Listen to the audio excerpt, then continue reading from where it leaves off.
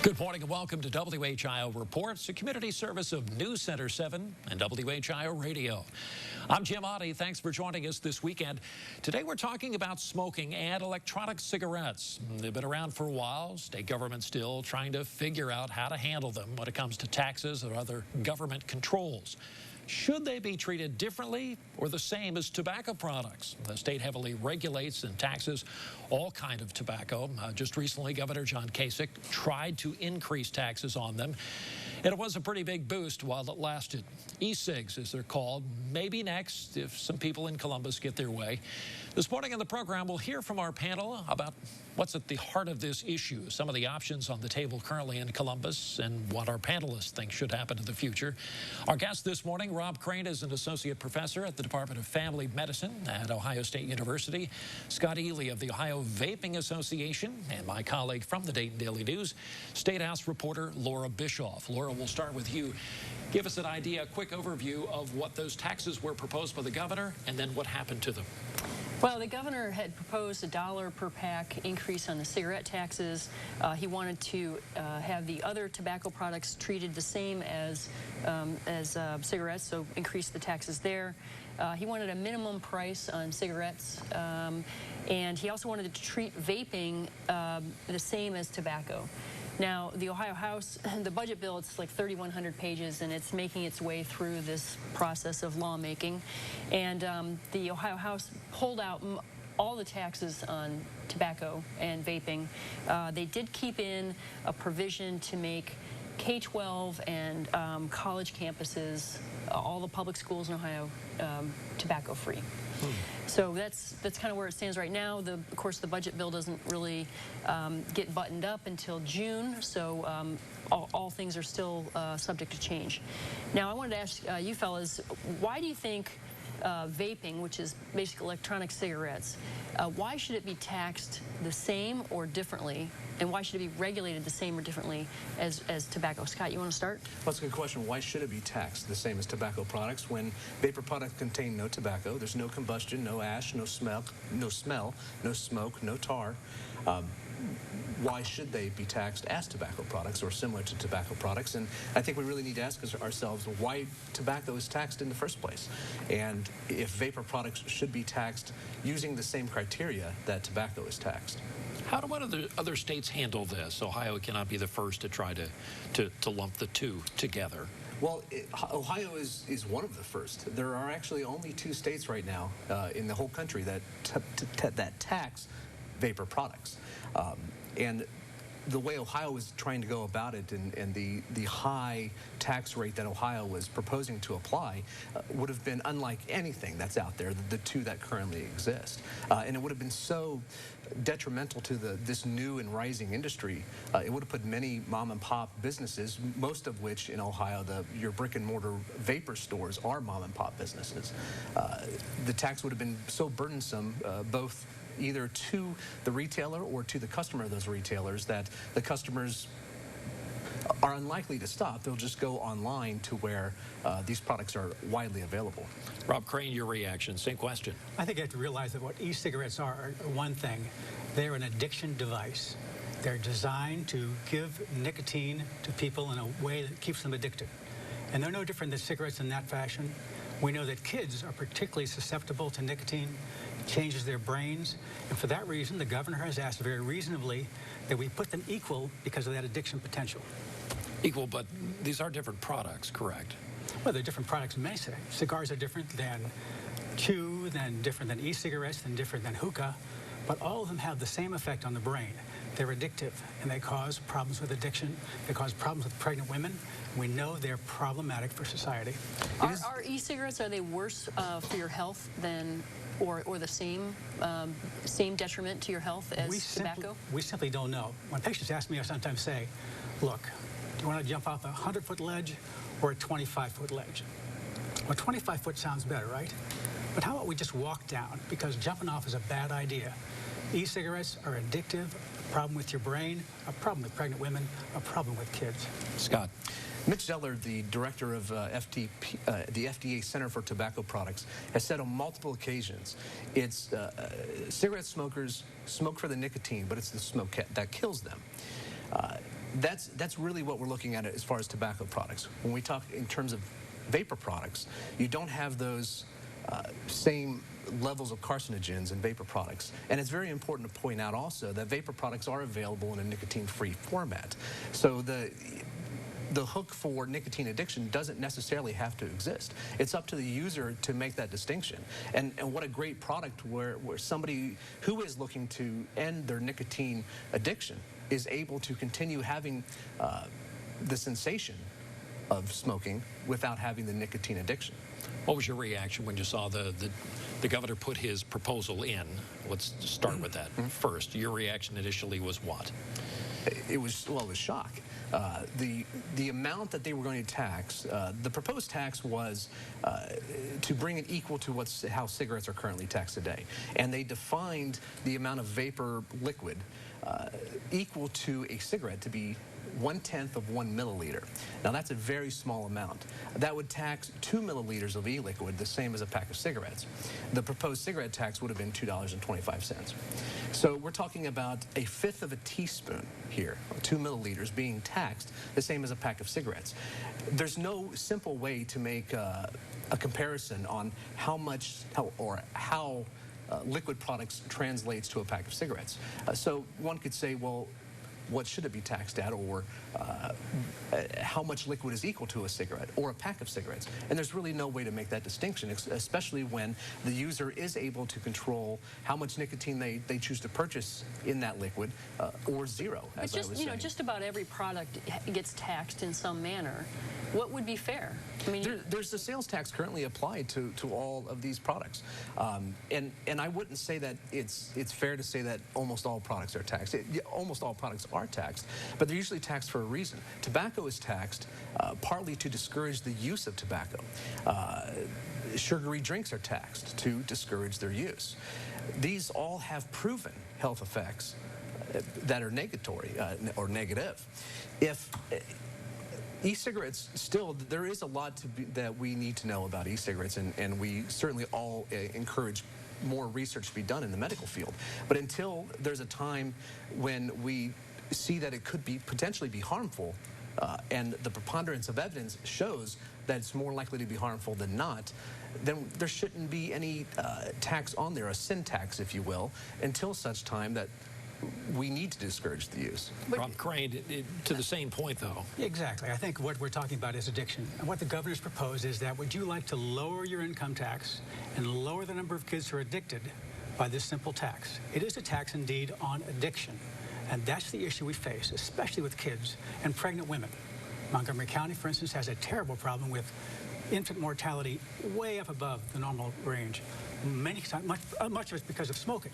And that, of course, is directly related to nicotine, not the tars, not anything else, the nicotine itself. Your reaction, though, when the legislature took the governor's plan and take a giant step backwards on this? Well, like you said, it'll be till June before someone decides whether or not they want to have higher income taxes so that people can smoke more. I think that's the issue at hand. Yeah. Did it surprise you at all that they had done that? This has happened before. We have been down this road and seen this play before. There are 35 full-time paid lobbyists who support the nicotine and tobacco industry. It's very hard to get anything through this legislature that has to do with nicotine or tobacco. That's why we work mostly locally. At that point, though, did you have the opportunity, did anybody really have the opportunity to say, yes, this is a good idea? Or on your side, anybody's side, okay, yes, when it comes to the amendments, the changes the House came to? Of course, there's always a chance to give testimony, but much of the time that's done behind closed doors with lobbyists. And the lobby is very strong, very tough to get past. We're going to take a break here. When we come back, we're going to be talking about some other things that are pending at the State House that deal with this particular issue, dealing with all of our health. And more as we return on WHI Reports. Stay with us. Back in a minute.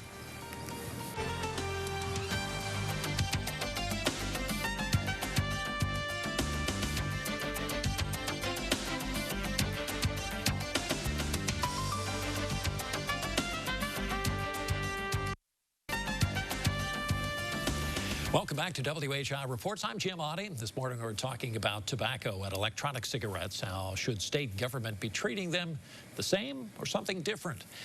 If you'd like more information on this program or any others, check my Facebook page. Look for updates on Twitter at JODDY, WHIO. Our guest this morning, Rob Crane from the Department of Family Medicine at Ohio State University, Scott Ely from the Ohio Vaping Association, and State House reporter Laura Bischoff of the Dayton Daily News.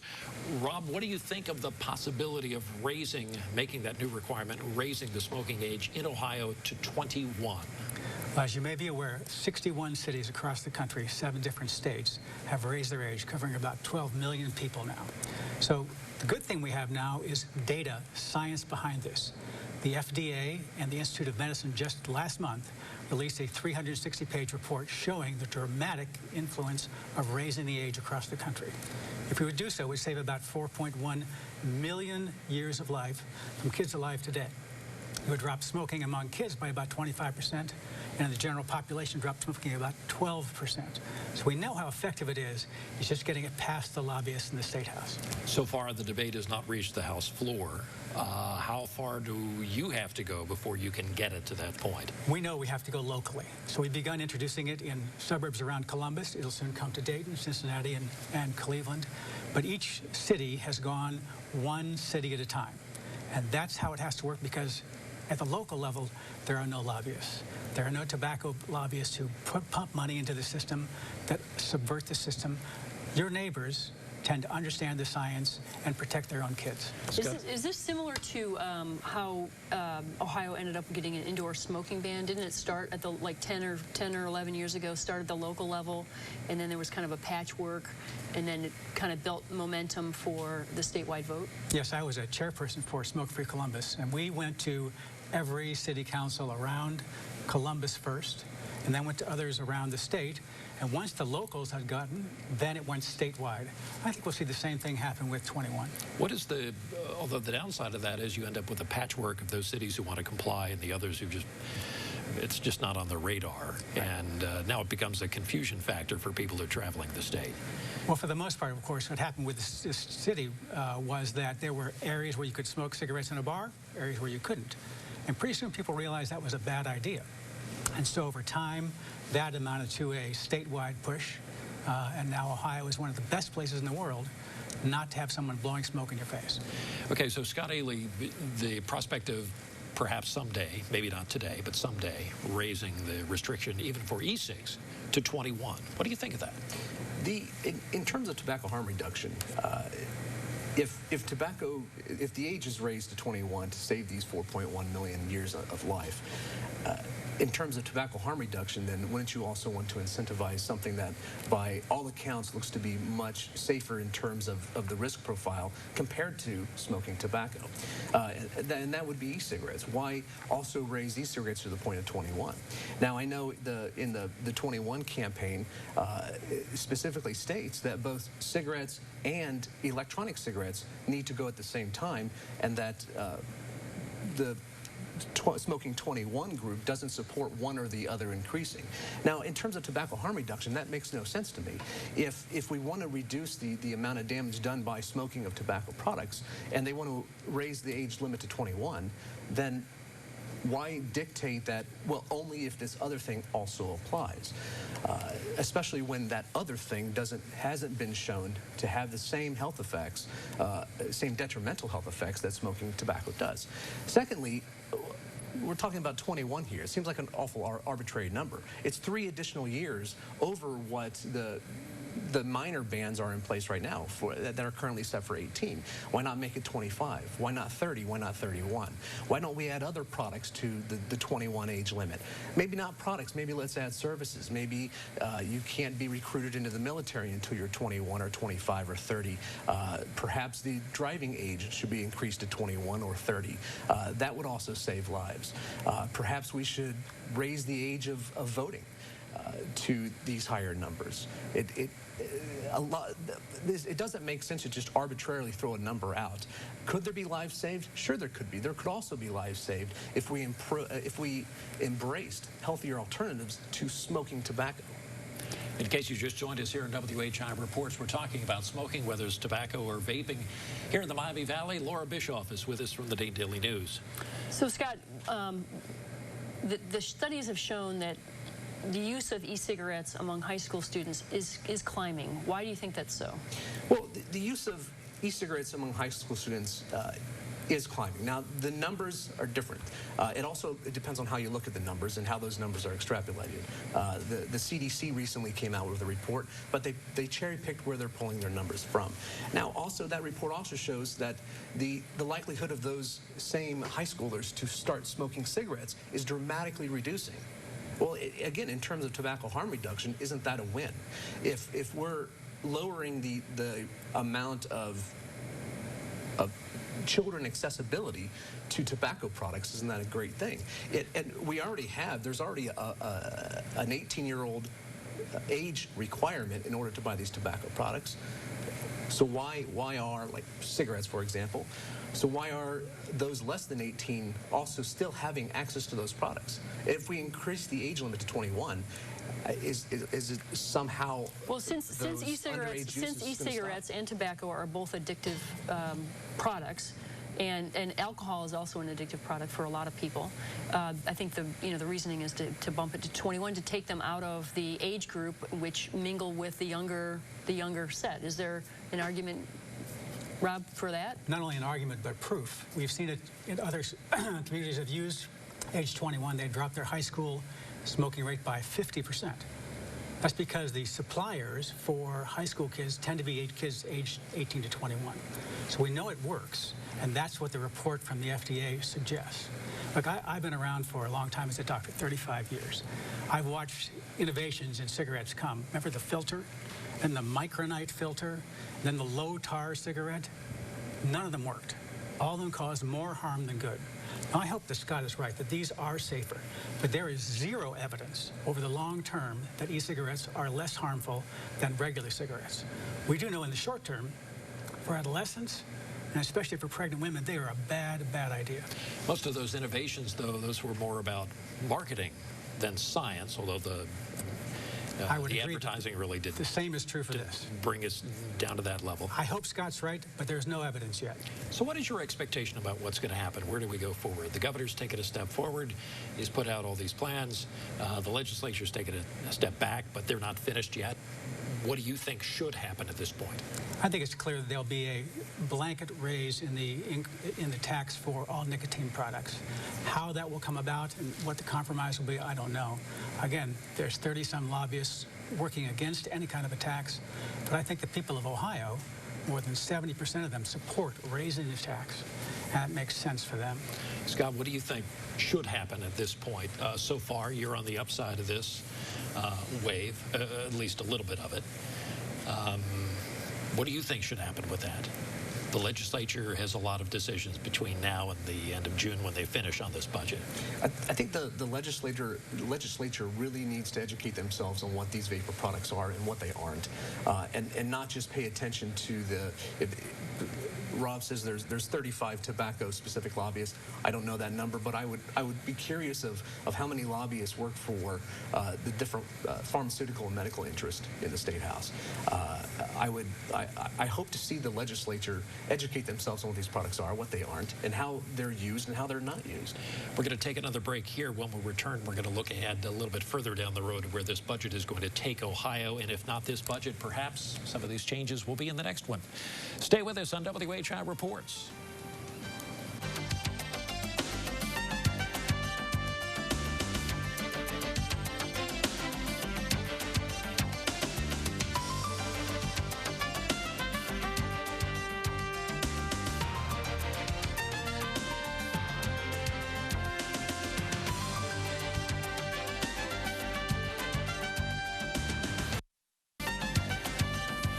I'm Jim Oddie. This is WHIO Reports. Our guest this morning, Rob Crane, an associate professor in the Department of Family Medicine at Ohio State University. Scott Ely from the Ohio Vaping Association, and my colleague from the Dayton Daily News, State House reporter Laura Bischoff. If the governor were sitting right here with us today, Scott, what would you like to tell him about his plans for taxing your industry and tobacco, as a matter of fact? If the governor were here, what would you tell him?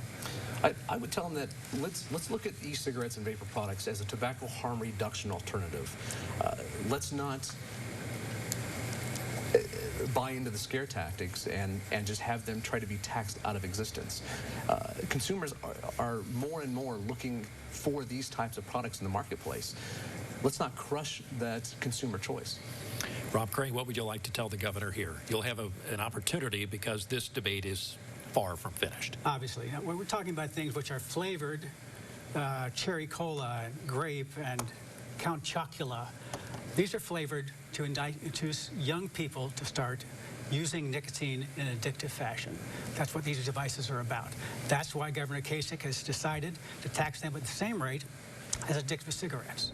We know that these things are kind of like methadone for heroin users. So we know that moving from heroin to methadone is better. But it's still an addiction, still changes your brain, still makes you less able to work and function. We know this does the same. Laura Bischoff. I would like to point out real quick that brand of liquid does not come in flavors such as cherry cola and Count Chocula. That is more of a responsible manufacturer. Cherry on top, I'm sorry. Laura. So one of the questions, I mean, there is this epic battle at the state and the federal level about regulating e-cigarettes and continuing to regulate tobacco. One question I had is, do you think that vaping or smoking e-cigarettes should be included in Ohio's indoor smoking ban? Scott, we'll start with you. The justification for the indoor smoking ban, which was a constitutional amendment that was on the ballot, it's just not a law that the legislation passed. That constitutional amendment was, it was sold as preventing secondhand use by non-smokers, by restaurant employees, servers, the wait staff. There is medical information or evidence that shows that secondhand smoke is dangerous.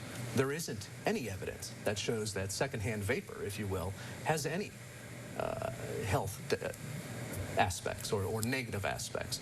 So using the justification they use to get the indoor smoking bans in place don't make sense for vapor products. Just to correct real quickly, it wasn't a constitutional amendment, it was a voter-initiated statute. Okay, I'm sorry. So. Right. Yeah, but Rob. The issue, of course, is nicotine. And when you inhale an e-cigarette, you exhale nicotine. That's the issue at hand. That's why when we actually had the smoking ban go into place, heart attacks in Ohio dropped dramatically. That's because the nicotine was no longer affecting those people's cardiovascular systems. Nicotine is exhaled. Nicotine is the problem. There is a great amount of studies that have been done that show what is in the exhaled vapor, both in super high concentrations, in ambient room air, and what comes directly off the user or out of the user's breath. None of those studies show a detectable level of nicotine at the point where it would be a concern. And if we're talking about a capillary restrictor or any of the effects that nicotine has, then should we also lump caffeine in as well to that? As we close here, very briefly, your expectations. You think the governor's plan will come back, be rejected by the House and the Senate when they are finally finished with this budget? Scott, you have an idea? We're far from the end of this on both sides of the debate. And it's a debate that we should be having. Getting this kind of information out there and talking about the different alternatives, the different studies that can be done, the different ways of looking at how to deal with youth access to these products. This is a debate that should be continuing on. Rob, are you thinking yes? I would agree. I think it's time for us, of course, to raise the age for all nicotine products to 21 to match alcohol, handguns. In fact, in the states where marijuana is legal, it's always set at 21. This is a dangerous product. Nicotine changes brains. We've got to stop it as much as we can with our kids. We'll have to have you back when we talk about the marijuana issue. I know, Laura, you'll be returning for that as well as that heads to the ballot. Thanks for your time on the program this morning. I want to thank people at home as well. If you have the opportunity, go to our website today, WHIO.com. You'll see all the latest news. While you're there, download our app and for your smartphone or mobile device so you can stay with us 24/7. Find out what's happening all around the Miami Valley, news, weather, and sports. Thanks for your time this morning. I'm Jim Otte. I'll see you next week on WHI Reports.